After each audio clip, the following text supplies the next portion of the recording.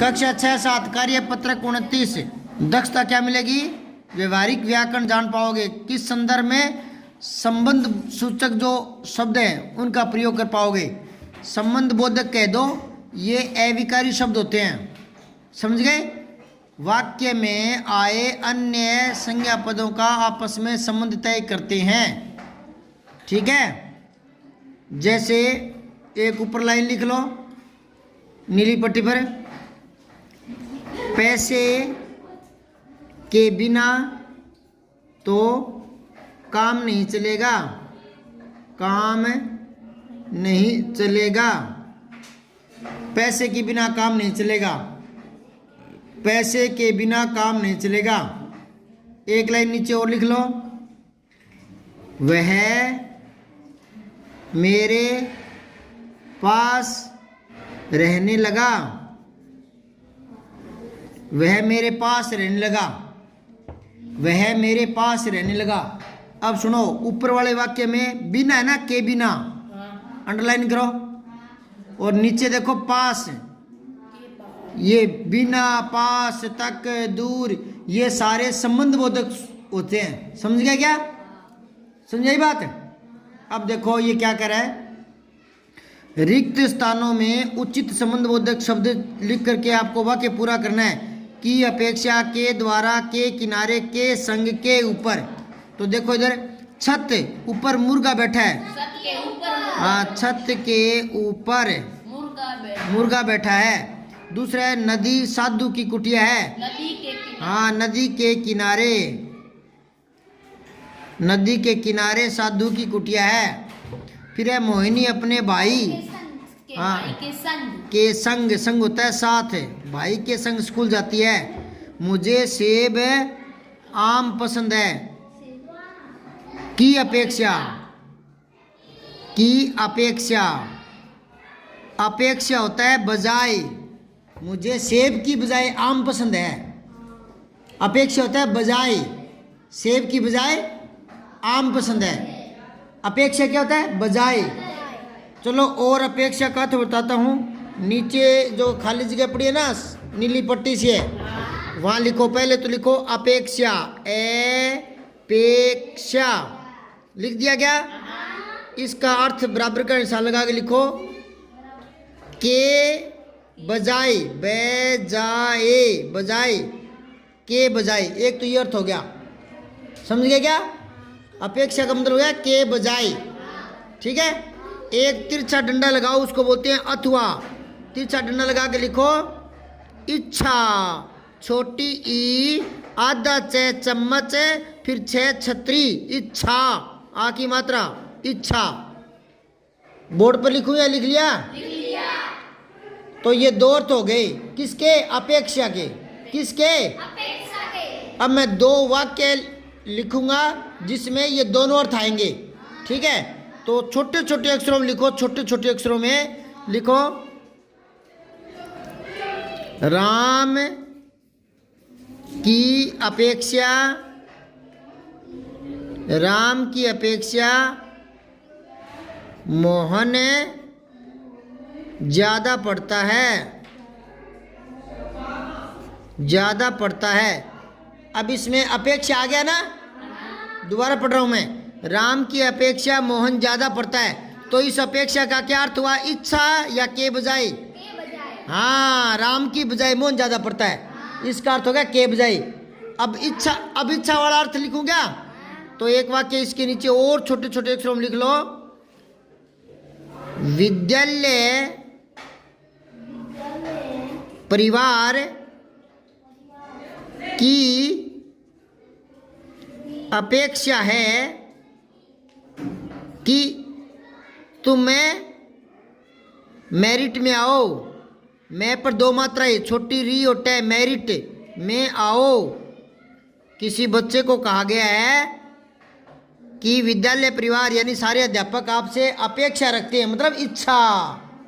क्या क्या विद्यालय परिवार क्या इच्छा रखता है? कि तुम मेरिट में आओ। तो अपेक्षा रखते हैं मतलब इच्छा रखते हैं। तो अपेक्षा के दो अर्थ आए कि नहीं आए?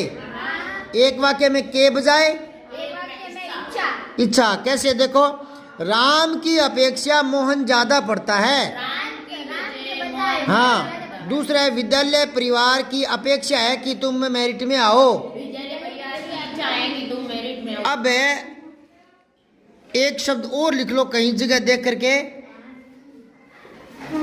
उपेक्षा। इधर लिख लो जहां खाली जगह दिख रही है, छोटा उपेक्षा। ये दो शब्द हैं, एक अपेक्षा एक उपेक्षा, समझ गए।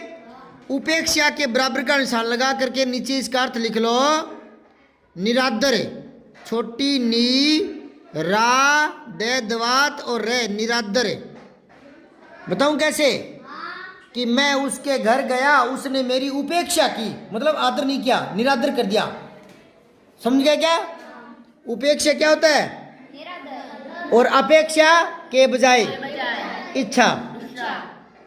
पता लग गया क्या? दो जोड़े बना लिए क्या? अपेक्षा उपेक्षा। चेक करूंगा मैं, कर लेना। ठीक है। अब आप आओ प्रश्न नंबर 2 पर। 2 वाक्यों को जोड़कर वाक्य बनाने हैं आपको। 2 वाक्यों को जोड़कर वाक्य बनाने हैं। पहले से ही वाक्य है, तो जब जुड़ जाएंगे तो फिर वो वाक्य नहीं रहेंगे, उपवाक्य बन जाएंगे। क्या बन जाएंगे? उपवाक्य। तो देखो इधर, साहिल थक गया था, पूर्णविराम लग गया ना, ये एक वाक्य बन गया। जहां एक बात पूरी हो जाती है वो एक वाक्य हो जाता है। वह सो गया, ये दूसरा वाक्य है। इसमें 2 पूर्णविराम लगे ना, था के आगे और है के आगे। आपको पूर्णविराम एक ही लगाना है, मतलब एक ही वाक्य बनाना है। दोनों का ही एक वाक्य बनाना है। 2 वाक्य है फिर भी एक वाक्य बनाना है इसका। तो कैसे बनाओगे? साहिल थक गया था इसलिए सो गया, इसलिए से जोड़ दो इसको। लिखो, साहिल थक गया था इसलिए वह सो गया। पूर्णविराम लगा दो। अब समझ में आई बात है? अब ये एक ही वाक्य बन गया, तो फिर ये क्या हो गए? इस वाक्य में साहिल थक गया था और सो गया, ये उपवाक्य बन गए। क्या बन गए? उपवाक्य। हाँ, पहले अलग अलग वाक्य थे ना, अब ये एक ही वाक्य के हिस्से बन गए। ऐसे ही करना है आपको। अच्छा सुनो, एक बात और बताऊं, ये जो ऊपर आता ना, बिना तक किनारे संग ऊपर, ये तो थे संबंध बोधक, और अब मैं लिखवा रहा हूं समुच्चय बोधक। ये जो इसलिए ना, इसलिए इसको गोले में ले लो और इसके ऊपर लिखो समुच्चय बोधक। से स्कूल, पूरा से, छोटा मुंह, आधा चे चम्मच, फिर पूरा चे, फिर ये समुच्चय बोधक। बोधक, समुच्चय बोधक क्या होते हैं? जो 2 उपवाक्यों को जोड़ते हैं।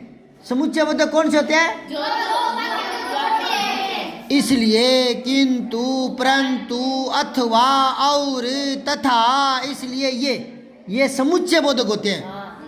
समझ आई बात है? अब देखो आगे, यह हिंदी की पुस्तक है, मुझे यह पसंद है। यह हिंदी की पुस्तक है इसलिए और मुझे यह पसंद है, और से जुड़ जाएगा। यह हिंदी की पुस्तक है, और अब पूर्णविराम नहीं लगाना है के बाद, और यह मुझे पसंद है, यह मुझे पसंद है। पूर्णविराम लगा दो, लगा देना, एक पूर्णविराम आएगा लास्ट में। अब अगला देखो, वह बहुत तेज चली, वह घर जल्दी पहुंच गई। तो किससे जोड़ोगे? वह बहुत तेज चली और वह घर जल्दी पहुंची, और से इसको जोड़ दो। इसके ऊपर और लगा दो, बीच में और, बाद में घर पर लिख लेना वाक्य।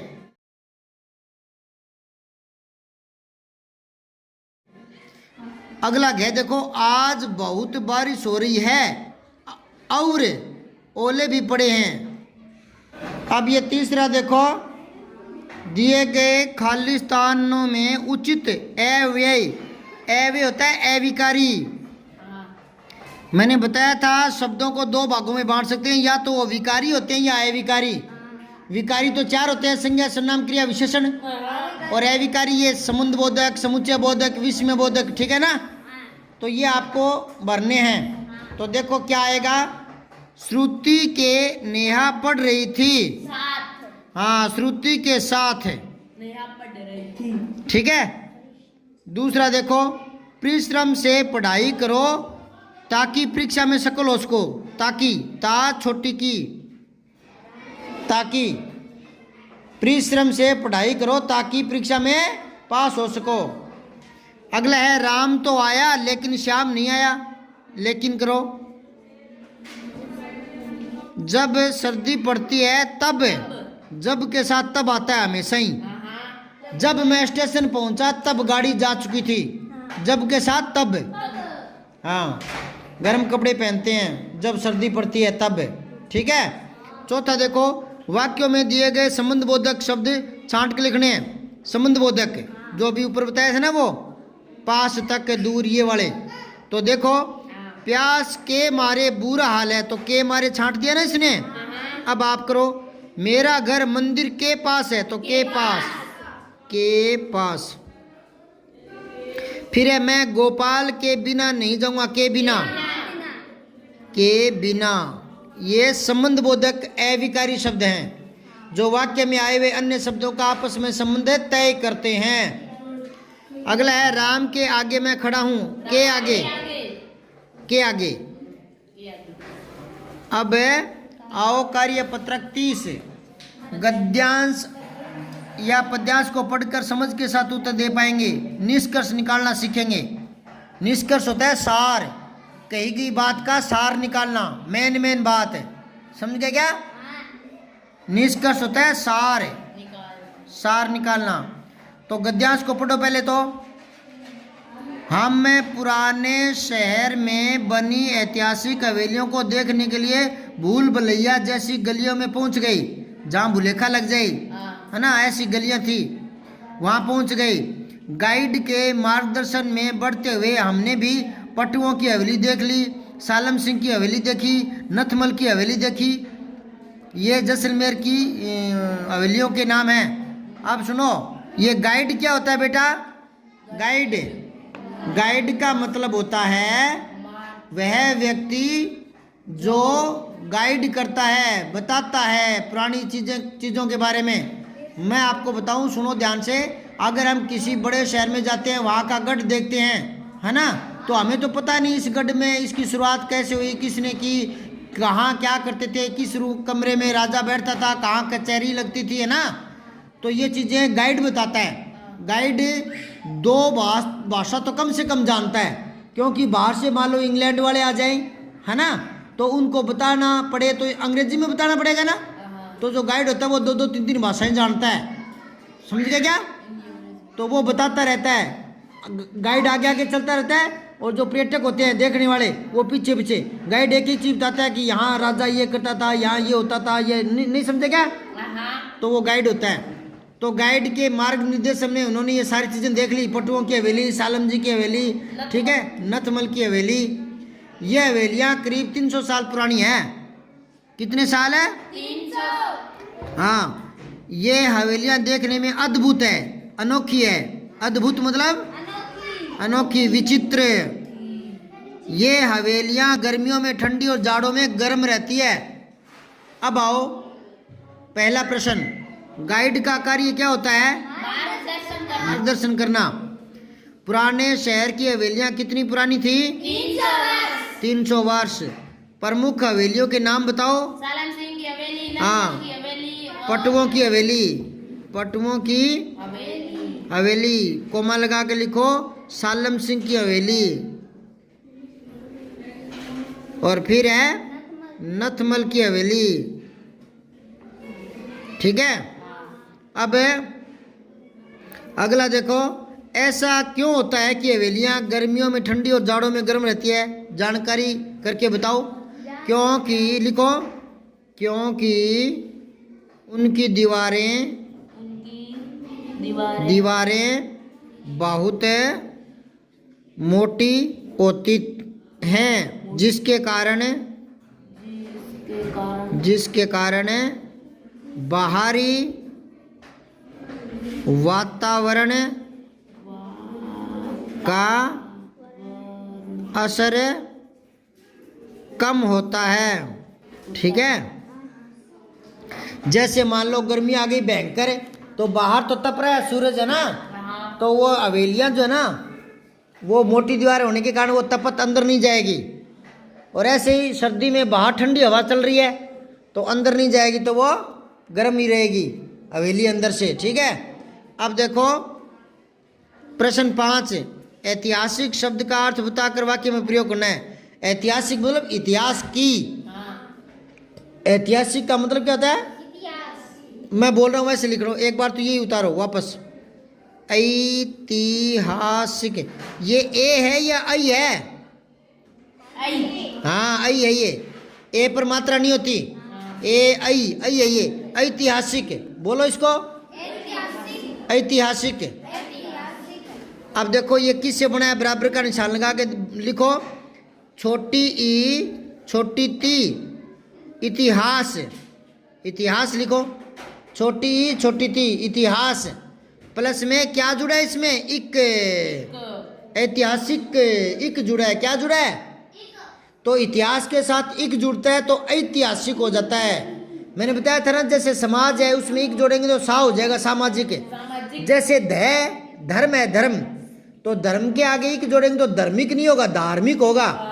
मूल शब्द में परिवर्तन आ जाता है, मूल शब्द में परिवर्तन आ जाता है। तो इतिहास प्लस में एक, ये ऐतिहासिक नहीं होगा, ऐतिहासिक हो जाएगा। अब इसका वाक्य में प्रयोग करो तो लिखो, पटवों की हवेली ऐतिहासिक हवेली है, ऐतिहासिक हवेली है। बस ये वाक्य प्रयोग हो गया। ठीक है ना। अब ऐतिहासिक को अंडरलाइन करो, जिस शब्द का वाक्य में प्रयोग करते हैं उसको रेखांकित करते हैं। अब 7वां प्रश्न और देख लो। दिए गए अनुच्छेद को संकेतों द्वारा पूरा करो। ये आपको दे रखा है, घोंसला, पेड़, गाना, मजे, गोरैया, घर, रोशनदान, एक।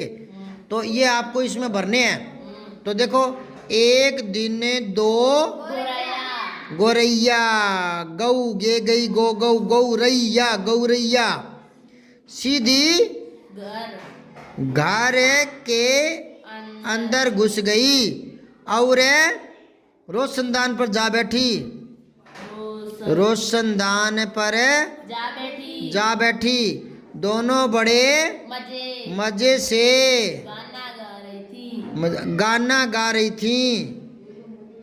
ये गा रही थी, बिंदी क्यों लगाए बेटा इस पर?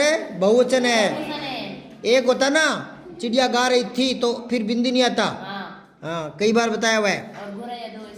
गोरैया 2 थी। हाँ, ने नीचे देखा और चींची करने लगी। एक ने नीचे देखा और चींची करने लगी। वह उड़कर पेड़ पर जा बैठी जहाँ उसका घोंसला था। ये पूरा हो गया। अब 31 31 निकालो। नहीं 31 नहीं है, ये एक बार है आपके पास है आकलन 4। ठीक है, तो आकलन 4 देखो। माँ रसोई घर में चाय बना रही है। वाक्य में क्रिया बताओ, क्रिया कहाँ थी है? हाँ, वाक्य में क्रिया कहाँ मिलती है बताओ?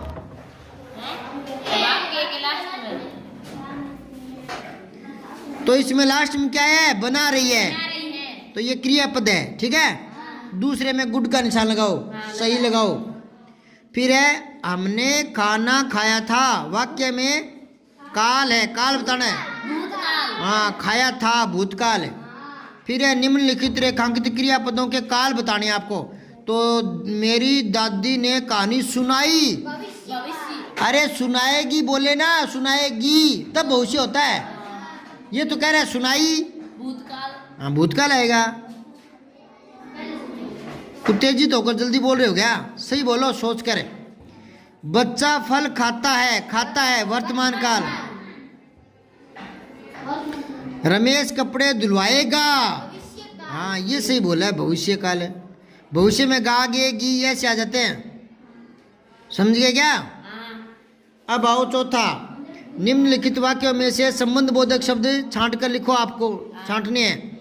मोहन से पहले अनिल आया था। पहले ब्रैकेट में यहाँ आगे लिख लो पहले। फिर है मेज के ऊपर दूध का गिलास रखा है। ऊपर के ऊपर से पहले के ऊपर। से पहले के ऊपर। के और अगला है विद्यालय के पीछे पार्क है तो पीछे के पीछे। ये क्या है? संबंध बोधक है। हाँ, अविकारी शब्द। अब पांचवा देखो, निम्नलिखित वाक्यों में उचित क्रिया लगाकर वाक्य पूरे करने हैं। क्रिया लगानी है। हम कल दिल्ली जाएंगे। गए थे भी हो सकता है। क्यों गए थे? क्यों हो सकता है? क्योंकि कल है ना, दो होता है। एक तो आने वाला कल, एक गया हुआ कल। एक तो टुमारो, एक यस्टरडे। तो यूं भी हो सकता है, हम कल दिल्ली गए थे। दोनों ही हो सकता है, एक कर लो कोई भी। फिर है माँ चाकू से सेब काटती है। काटती है पर बिंदी क्यों आएगी? है क्यों लिखेंगे? क्योंकि नहीं, बहुवचन तो नहीं है, माँ तो एक वचन ही है, पर मान सम्मान देने के लिए। मान सम्मान देने के लिए। जैसे पिताजी को हम यूं कहेंगे क्या? पिताजी आया है। नहीं बोल, आए हैं। बहुत सारे हैं कि पिताजी, तो फिर सम्मान देते हैं, तो आए हैं बोलेंगे, है ना। ऐसे ही माँ चाकू से सेब काटती हैं, क्या बोलेंगे? हैं। अब आगे देखो, बालक मैदान में खेलता है। ये बालक भी एक वचन बहुवचन दोनों में काम आ सकता है, तो कुछ भी लिख दो। खेल रहे हैं, बालक मैदान में खेल रहे हैं या खेल रहा है, दोनों ही जच जाएगा। लड़की अखबार पढ़ती है या पढ़ रही है, ठीक है। फिर है निम्नलिखित वाक्यों में से क्रिया विशेषण सब छांट के लिखना है। अब मुझे बताओ क्रिया विशेषण क्या होते हैं। पहले तो विशेषण बताओ, कौन बताएगा विशेषण? विशेषण को बताओ बेटा। विशेषण, हाँ बोलो। हाँ, संज्ञा व सर्वनाम की विशेषता दिखाने वाले विशेषण कहते हैं। अब क्रिया विशेषण कौन बताएगा? क्रिया हाँ, क्रिया की विशेषता बताने वाले क्या? तो क्रिया से पहले आएंगे और क्रिया की विशेषता बताएंगे। क्रिया विशेषण की क्या पहचान होती है? क्रिया से पहले आएंगे, क्रिया की विशेषता बताएंगे। अब पहले क्रिया छांटनी पड़ेगी ना, तो छांटो। मोहन बहुत पढ़ता है। पढ़ता कौन ड्रा लिख लो। हाँ, पढ़ता क्रिया है। अब क्रिया विशेषण क्या हो गया? बहुत। ये भर लो आगे, ठीक है। बहुत पढ़ता है, ठीक है। अब बताओ, पिताजी अचानक कमरे में आ गए, तो आ गए, ये तो क्रिया हो गई। और कैसे आए? कैसे आए? अचानक। हाँ, क्रिया विशेषण हो गया अचानक। कैसे आए बेटा? अचानक। अब है ऊपर चलो बातें करेंगे, तो कहाँ चलो? ऊपर चलो। चलो तो क्रिया हो गई, और ऊपर ऊपर चलो, ऊपर क्रिया विशेषण हो गया, ठीक है ना। अब सातवां देखो, दिए गए वाक्यों में क्रिया सकर्मक या आकर्मक है, ये आपके सामने लिखनी है उसके, ठीक है। रोहित क्रिकेट खेल रहा है, सकर्मक। ये लिखी पड़ी है, मात्रा गलत मत लगाना, रहे ऊपर नीचे आगे पीछे सही कर लगाना, ठीक है ना। मयंक नाच रहा है, तो इसमें नाचना अकर्मक होता है, लिखो अकर्मक, ठीक है। अगर अकर्मक से कर्मक में गड़बड़ हो सकती है बाद में, तो पहले कर्म लिख लिया करो, कर्म ऊपर रह आएगा कर्म। अब इसके आगे ए या से लगा करके बना लिया करो, ठीक है। फिर है दादी जी बच्चों को कहानी सुना रही है, सुनाना, कहानी सुनाना, कहानी सकर्मक है, ठीक है, सुनाना सकर्मक है। फिर आठवां देखो, निम्नलिखित पद्यांश को पढ़कर प्रश्नों के उत्तर देने हैं। तो 3 रंग का झंडा प्यारा, सबसे सुंदर सबसे न्यारा, रंग गेहुआ त्याग सिखाता, हरा रंग हरियाली लाता, शांति श्वेत रंग बतलाता, देशभक्त सारे मिल जाओ, इसे उठाकर कदम बढ़ाओ। अब है झंडे के रंग हैं कितने? 3। झंडे का हरा रंग किसका प्रतीक है? हरियाली का, लिखो हरियाली, खुशहाली का, है ना, समझ गए। फिर झंडे का सफेद रंग किस भाव को दिखाता है? शांति का। सफेद रंग किसका प्रतीक है? शांति। फिर उपयुक्त काव्यांश का शीर्षक बताना है, प्यारा तिरंगा, लिखो प्यारा झंडा या प्यारा तिरंगा करो, या तिरंगा ही लिख दो, तिरंगा प्यारा, यूं लिखो तिरंगा प्यारा।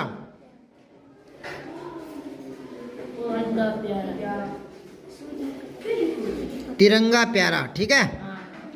अब आगे आओ, गतिविधि 2। इसमें क्या करना है, ध्यान से सुनो। आइए। खेलते हैं, संकेतों की मदद से पहली पूरी करते हैं। आइए खेलते हैं, ठीक है।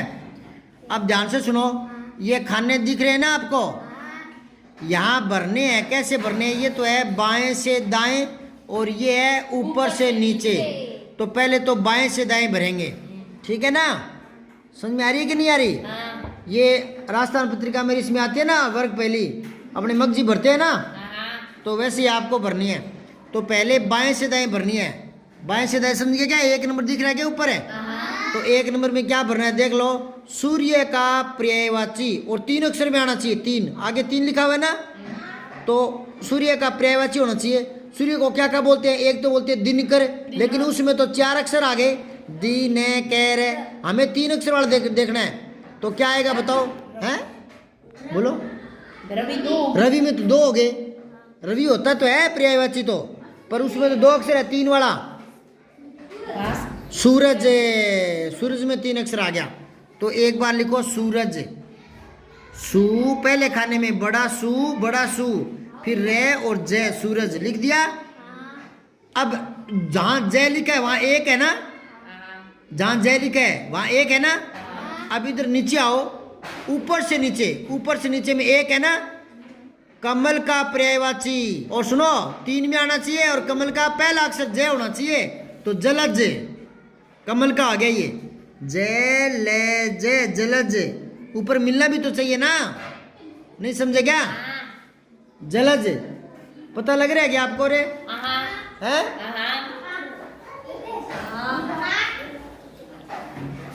अब आगे देखो, दूसरा देखो, ये बाएं से दाएं में दूसरा देखो, जूता का बहुवचन, जूते। ये 2 नंबर पे बनना है। तो 2 नंबर कहाँ है, देखो ऊपर देखो, जूते, बड़ा जू और ते। समझ गए क्या? अब तीसरा है ना, तीसरा कोने में 3 लिखा हुआ है ना, ऊपर है। अब नीचे आओ, ऊपर से नीचे में, तीसरे में देखो, तीसरे में एक संख्या का अंक है। क्या हो जाएगा वो? 13 है। नीचे लिखो, ऊपर से नीचे 13 है, 13। समझ गए क्या? संख्या का अंक आ गया ना एक। अब एक ऊपर 3 और लिखा हुआ दिख रहा है ना, रे के पास में 3। तो ये देखना है बाएं से दाएं। क्या देखना है? तो बाएं से दाएं में देखो, 3 नंबर पर क्या है? लड़ाई। तो लड़ाई को क्या कहते हैं? झगड़ा में तो 3 अक्षर हो गए, हमें 2 ही अक्षर का चाहिए। लड़ाई को बोलते हैं युद्ध, रण भी बोलते हैं, रण है ना, लेकिन आगे रे आना चाहिए। तो क्या आएगा? चलो अभी याद आएगा। एक बार ये और भरो, 5वां देखो, पहले 5वां ऊपर जो 5 लिखा ना, है के पास है, वो अगर सही हो गया तो फिर सही हो जाएगा। 5वां देखो, बाएं से दाएं में 5वां, ये क्या है? वे का एक वचन।